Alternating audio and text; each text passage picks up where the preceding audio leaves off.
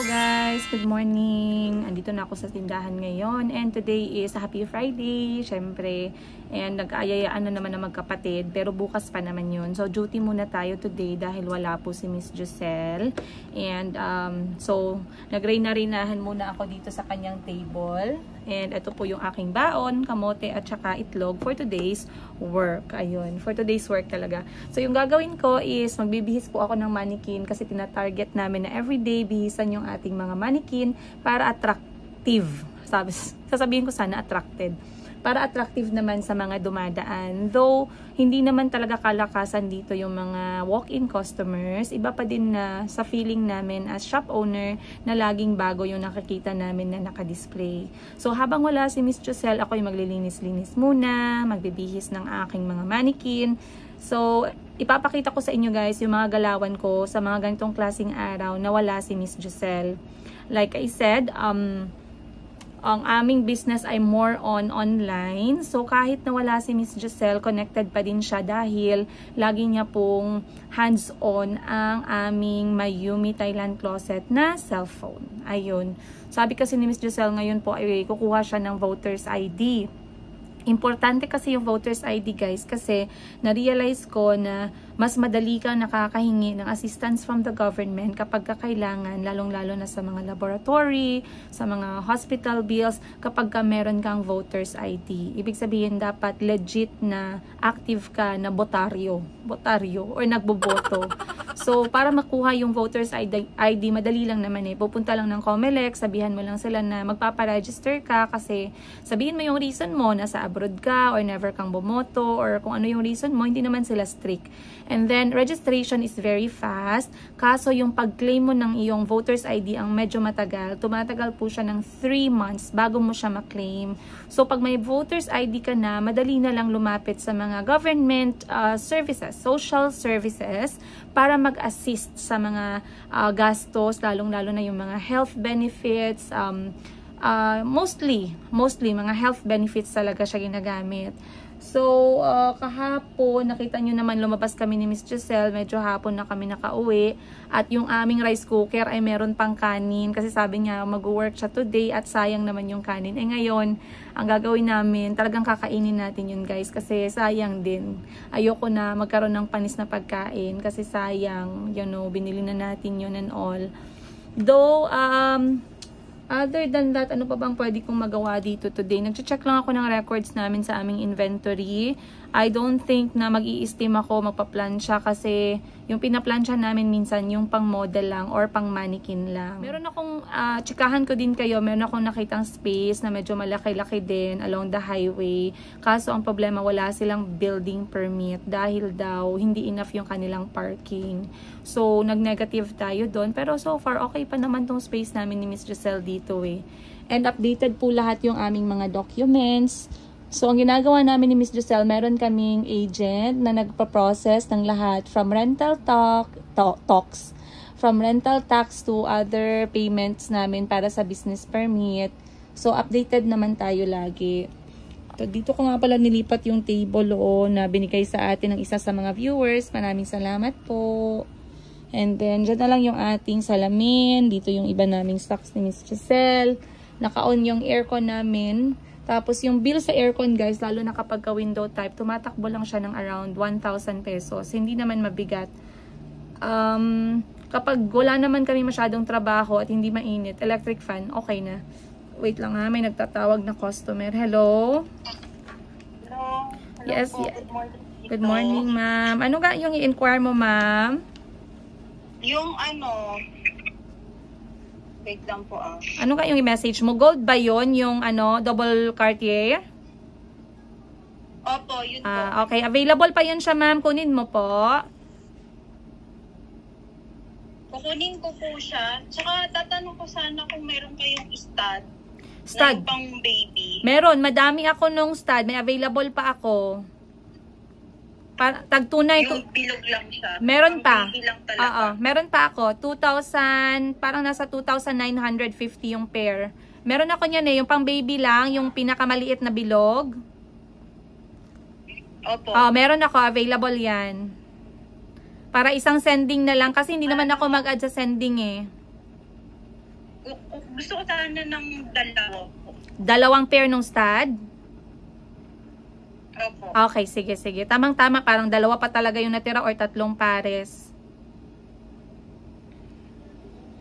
Yun ang ano. Tapos yung necklace. Okay, sige, sige. Bali, pakisettle na lang ngayon and then baka bukas po siya masend. Oh, sige, sige po. Thank you. Pasend na lang ako ng GCash, ma'am, ha? Ng proof po. Okay, bigyan na lang din kita. Ano ko pala. Bigyan na lang din kita ng total. Opo, yun. Okay, sige. Pakisend na lang lahat ng total saka yung delivery fee. Okay, sige, sige. Thank you, ma'am, ha? Maraming salamat din. Okay po, salamat. Say hi to your kids. I will po. Thank you sa love. Watching. Thank you. Sorry kasi iba kasi oras dito sa Jordan. Okay lang, ma'am. Okay lang po. Don't worry. Pero saan ko isan yung item? Sa Pinas ba? Sa mother ko po. Okay, sa sige. Valenzuela. Ah, sige, sige, sige. Alright, ma'am. Thank you, ma'am, ha? Sige po, salamat. Yahoo! Alright. Hello, mic test. Okay, guys. So, medyo madilim kasi against the light tayo. Pero, pwede naman ganun. Okay. Kasi bibihisan na natin yung ating mga mannequin.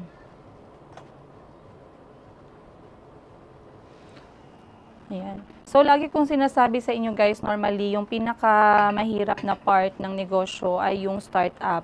Marami akong kilala na kakastart pa lang nila, hindi talaga nag-work. Kasi mahirap talaga yung startup ng business. Lalo na wala kang mga strategy, walang nag-a-advise sa'yo kung ano yung dapat mong gawin. So, para makasurvive ka, dapat importante na meron kang mga support.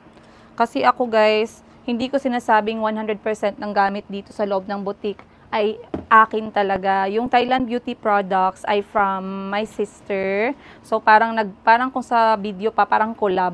Parang consignment yung style. So consignment ibig sabihin, hindi ka minamadali kung kailan ka magbabayad. Kung ano yung nabenta, yun yung babayaran mo. So maganda yung ganun. Para at least hindi ka nauubusan ng paninda. So, si Miss 10 Gives naman, Madam 10 Gives, pinapadala niya rin ako minsan ng mga items para dito sa shop. Kung pwede pa nga lang, mas marami pa guys eh. Kaso ang mahirap kasi wala na tayong space. And recently, ang issue naman namin, ang concern naman ni Miss Giselle ay kulang sa hanger.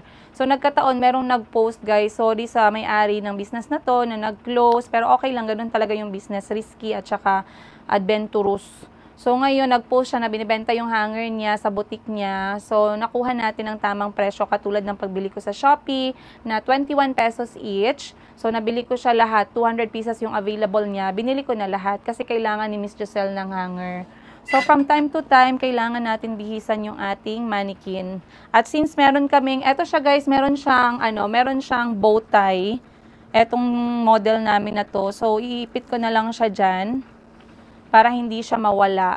And then, normally, ang ginagawa namin ni Miss Giselle ay, since meron kaming mga Bali rattan bag, itong rattan bag namin guys, galing talaga to sa Bali, handmade, and very, pure rattan. Then, sa loob, meron po siyang batik. Ayan. Sobrang ganda ng mga bags na to. Pati yung kanyang clip, ay hindi siya chipipoy talaga. Leather talaga siya. Ayan. So, lagyan lang natin ng bag. Isan lang natin guys, like I said, no? Kasi wala din masyado nakakaano din. Therapeutic din siya minsan kapag wala naman masyadong gagawin. And then, pwede naman tayong magbihis ng ating mga mannequin. Okay, so anyway guys, diba? Nag-chika ako sa inyo, hindi ko pala na-press yung video. Yung chinika ko guys is yung Mayumi ay sa wakas, 6 months na. And I'm very happy, of course, para sa amin ni Miss Giselle, that's a big milestone. Alam ko yung iba magsasabi, grabe, 6 months pa lang masaya ka na. Yes, Day, masaya talaga kami, Day. Hindi mo kami mapunggan dahil hindi madali yung mag-business. Okay? So, the first 6 months for us is a big milestone na nababayaran namin yung renta namin, nababayaran namin yung mga expenses namin, and we are pushing through. And 6 months, it was a very good 6 months for us. Kasi si Miss Giselle ay talagang talagang naging useful, no, or naging helpful sa paglago ng Mayumi dahil hindi siya nag-limit sa sarili niya, madali siyang turuan. Kasi ako nung hinire ko si Miss Giselle, guys, kwentuhan ko kayo ha, hindi ako naghahanap ng may experience pag nag-hire ako. Okay? Wait, silipin natin. Ayan. Hindi ako naghahanap ng may experience kapag nag-hire ako ng tao. Ang hinahanap ko yung willing to learn. So, nung nakita ko si Miss Giselle at in-interview ko siya, madali siyang kausap, prinangka ko siya agad kung ano ang ganito, ganyan, and then she has time to think. I will see you for the first 3 months if you are willing to learn. Yun yung maganda doon. Kasi kahit na may experience ka, pero very close-minded ka, feeling mo pinagsasabihan ka lagi, feeling mo alam mo na lahat, pangit din yung ganun na kasama sa negosyo. So, kay Miss Giselle, natuwa talaga ako sa kanya and I'm praying and hoping na magtagal siya sa Mayumi. So, nung nalaman ko na wala siyang passport, guys, sinuportahan ko si Miss Giselle talaga na kumuha ng passport. Kasi baka magkaroon ng opportunity na kami mismo yung mamili ng gamit namin or mga stocks namin sa Thailand. At least, God knows, inshallah, masama natin si Miss Giselle. Siyempre, ang maganda din para sa akin as employer na madala yung aking staff sa mga ganong klaseng experience. Like I said, it's not a promise, but Miss Giselle and I are hoping that it could happen. Ayan, prayers. If God wills, diba? Why not? Marami kaming stocks kasi dumating yung stocks namin. Alam nyo kasi guys, basta abroad galing yung items, minsan nadedeli, minsan sabay-sabay silang dumadating. So ngayon natambakan kami, hinahabol namin. Mabuti na lang merong nagbenta ng kanyang hanger and then nagkaroon kami ng enough hanger ni Miss Giselle pero kulang pa din yung space. So pag ganito, wala masyadong walk-in, nilalak ko lang yung door guys for safety purposes ha. Tsikahan ko na lang kayo kasi wala naman masyadong ganap. So for safety purposes, nilalak ko yung door kasi merong minsan mga tao guys, bigla lang silang nagbubukas. So, last time nakita nyo, merong pumasok dito na hindi namin ini-expect. And then, binabalik-balikan kami lagi. So, minsan nakakaano din ba kasi hindi naman namin kailangan. Tapos, minsan nagla-live kami. So, nilalak na lang namin yung door para at least safe. Kasi alam naman namin kung merong customer na pupunta, tumatawag, nag-heads up. Ayun.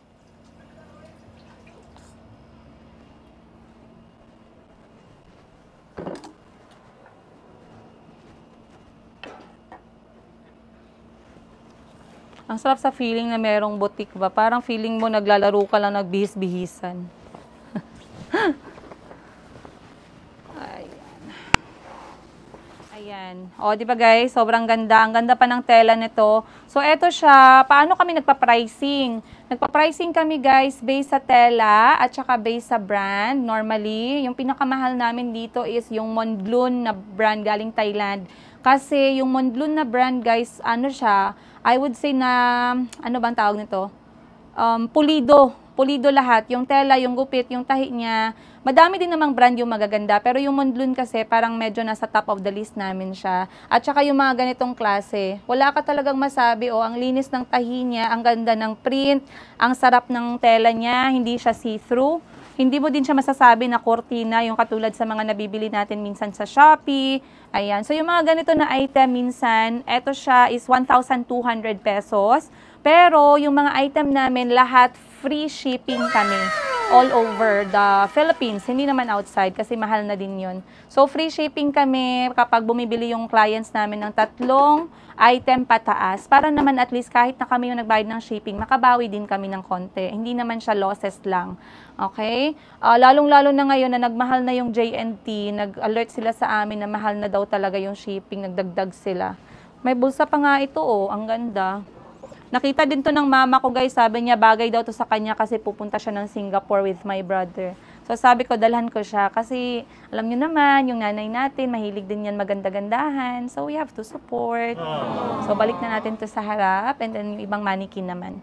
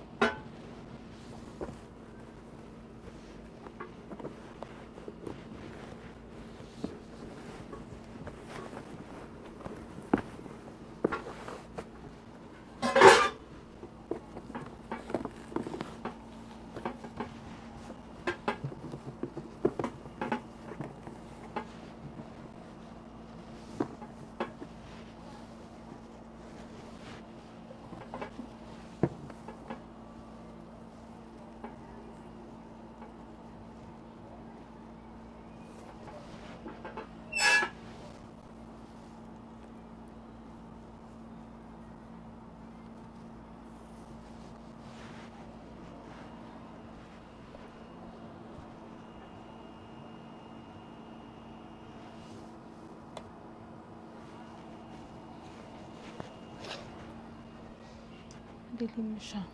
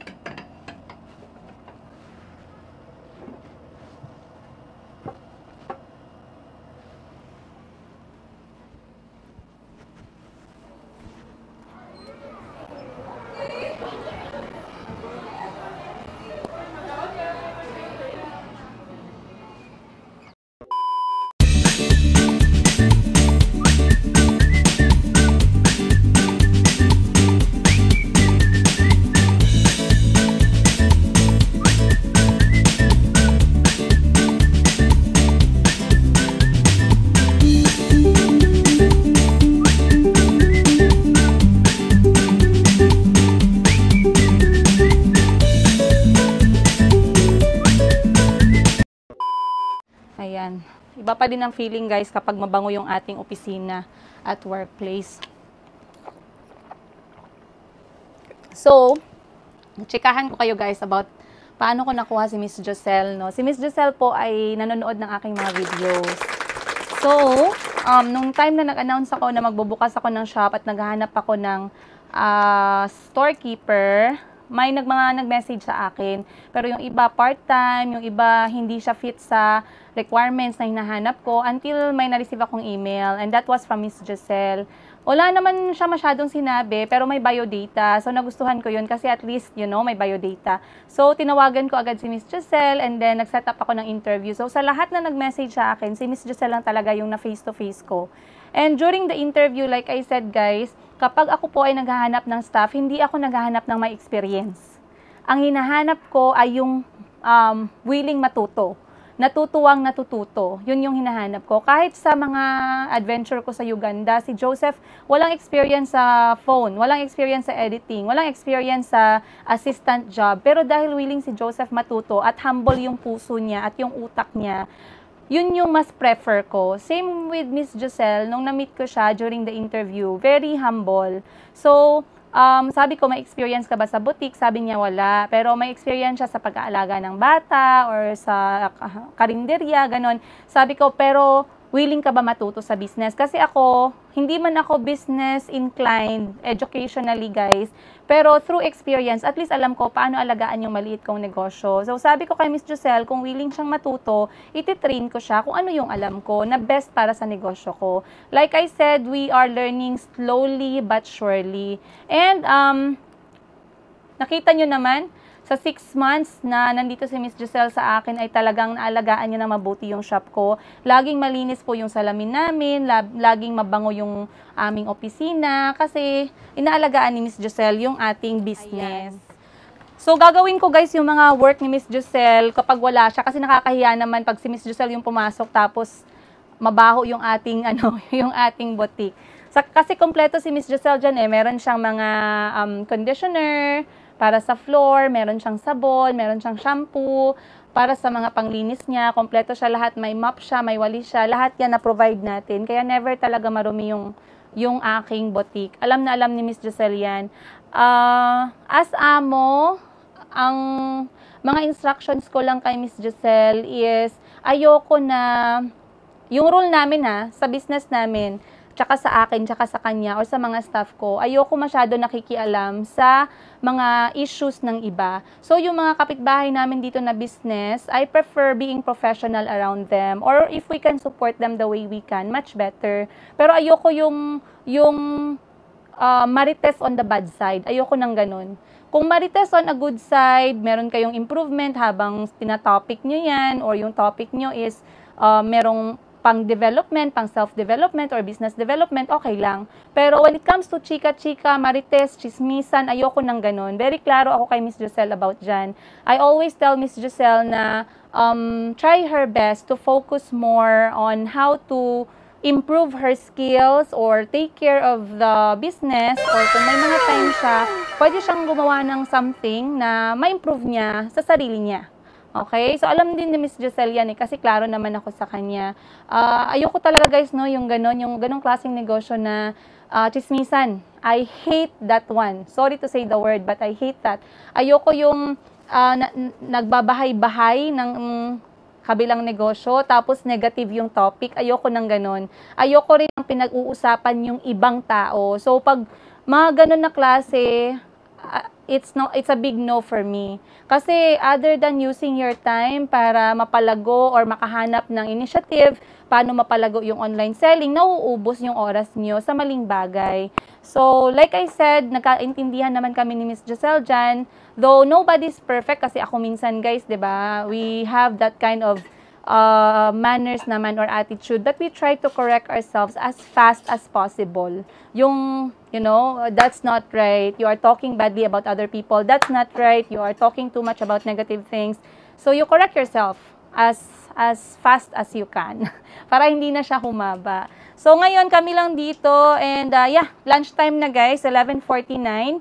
Normally, nagla-lunch talaga kami ng ganitong oras kasi ayoko yung pasmado sa mga staff ko. Yan yung isa sa panlaban ko talaga as employer. Bakit nagtatagal yung mga employees sa akin? Kasi ayoko na nagugutom kami. Ayoko na nagugutom sila, ayoko na nagugutom ako dahil naaapektuhan ang lahat, ang pag-iisip and everything else. So, kain na tayo guys. Today is a special ulam. Nagpabili tayo ng garlic chicken dahil parang na-miss ko yung chicken ba. Cheat day muna tayo ngayon. Though may baon ako dito from Auntie Christine. Thank you, Auntie. I love you. Ayan si Auntie Christine, guys. Kung hinahanap nyo siya, andyan po si Auntie. Please follow her YouTube channel. Ayan po yung kanyang channel. Please visit and subscribe and like. And panoorin nyo po si Auntie Christine. You support her by watching her videos. Thank you. Once again, her channel is Tulye Mele and she is still with us. Kasama namin si Auntie sa bahay. Sadya lang talagang hindi kami nagkakaroon ng moments together kasi nga gabi na rin ako umuwi. At si Auntie kasi, private si Auntie guys eh. Hindi siya klase yung tao na I need you in the camera, be on the camera. No. Si Auntie is very private. She has her own time, her own pace, her own mood. So for me as a mother, kasi she's a mother, I know that kind of boundary. So, wag kayong mabigla, no, kung hindi nyo masyado nakakita si Auntie. I've known Auntie for 5 years. Hindi ko man siya completely talaga as in deep nakilala. But I know the boundary of Auntie Christine. So, let's respect that. Once again, we can support her by liking and following or subscribing her YouTube channel, Tulye Mele. Ayun. Maraming salamat, guys. Mag-lunch lang ako and I'll see you on this episode. Tapos na kami kumain guys, and habang kami nagla-lunch break, yung kasama namin lagi si Jessica Soho. So wag na kayong magtaka pag hindi po kami nakapag-reply dahil mga 1 hour po kaming nagmamarites kay Jessica, Maring Jessica. So, busog na ang all. Ayan, balik na tayo dito sa ating table. Okay. At nag-message ako kay Miss Giselle guys na nami-miss na natin siya. Sabi ni Miss Giselle, bakit masarap ang ulam daw namin ngayong wala siya? Tawang-tawa ako sa reply ni Miss Giselle. Sabi niya, ba't masarap ang ulam niyo ngayong wala ako? Sabi ko, sino ba nagsabing umabsent ka? Ay, bawal umabsent. Ay, nako. Okay guys, yun lang. Natapos na yung aking ganap ngayong araw. Hindi ako magtatagal dito dahil gusto ko makita yung mga kapatid ko. So, ang gagawin natin is mag-goodbye muna ako sa inyo guys. Syempre, sana ay nag-enjoy kayo sa aking araw dito sa boutique na mag-isa. Hindi naman mag-isa, may kasama naman tayo. Pero wala si Miss Giselle. Ayan, sana nagkaroon kayo ng sneak peek kung ano yung mga gawain ko kapag wala si Miss Josel dito. Though, lahat talaga guys, I believe 70% dito sa shop talaga, si Miss Josel yung nangangalaga. So, maraming salamat Miss Josel, shoutout sa'yo, love you. Shoutout na lang din sa iyong forever na si Mr. Alan na all support guys. Kahit walang nanonood sa live namin, dalawa lang yan, ang isa asawa pa ni Miss Josel, sana all. Mapasana all ka na lang talaga. Tsaka yung mga nagme-message kay Miss Josel para i-ano siya guys, i-pirate si Miss Josel. Grabe naman kayo, maawa naman kayo sa Mayumi. Ay, huwag nyo naman i-pirate si Miss Josel. So anyway guys, maraming salamat sa patuloy na pagsusuporta. Hindi lamang sa aming negosyo na maliit na Mayumi Thailand Closet, kundi pati na rin sa aming YouTube channel na to, sa kwento-kwento ng aking buhay, single nanay, businesswoman, vlogger dito, vlogger doon, ano pa ba, sa mga gala natin kasama yung mga anak ko, at syempre, inshallah, sa pagbabalik namin sa Africa, abangan, ayan, maraming salamat once again, and I'll see you guys on the next episode. Much love from Daika.